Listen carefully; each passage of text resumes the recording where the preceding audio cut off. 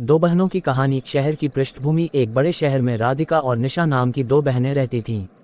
दोनों पढ़ाई और काम के सिलसिले में शहर आई थीं, लेकिन उनका जीवन बहुत अलग था। राधिका मेहनती और जिम्मेदार थी, जबकि निशा थोड़ा बेफिक्र और मज़े करने वाली लड़की थी। राधिका एक बड़ी कंपनी में काम करती थी और समय की पाबंद थी। वह अपने ऑफिस के काम के साथ घर के काम भी संभालती थी। निशा भी नौकरी करती थी, लेकिन उसे पार्टी और दोस्तों के साथ घूमने का बहुत शौक था। वह ऑफिस से वापस आते ही बाहर चली जाती और घर के कामों में हाथ नहीं बटाती। एक दिन राधिका ने निशा से कहा, देखो निशा, हम दोनों शहर में अकेले रह रहे हैं और हमें घर की जिम्मेदारी साथ में निभानी चाहिए। अगर हम मिलकर काम करेंगे तो सब कुछ ठीक से चल सकेगा। निशा ने हंसते हुए कहा, अरे दीदी, इतना सीरियस क्यों हो रही हो? जिंदगी मजे करने के लिए है, घर के काम तो होते रहेंगे। राधिका ने कुछ नहीं कहा, लेकिन उसे इस बात की चिंता होने लगी कि निशा को जिम्मेदारी का एहसास नहीं हो रहा है।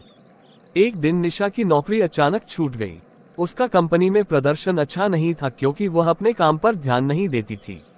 अब उसके पास न तो नौकरी थी और न ही पैसे। वह परेशान होकर राधिका के पास आए और बोली, दीदी, मुझे समझ नहीं आ रहा कि अब मैं क्या करूं। मैंने कभी सोचा नहीं था कि ये दिन भी देखना पड़ेगा। राधिका ने निशा को सहारा देते हुए कहा, कोई बात नहीं, ये समय भी बीत जाएगा। लेकिन तुम्हें समझना होगा कि मेहनत और जिम्मेदारी ही हमें सफलता दिलाती हैं। अगर तुम अपने काम और जीवन में संतुलन नहीं बनाओगी तो मुश्किलें आएंगी। निशा को अपनी गलती का एहसास हुआ।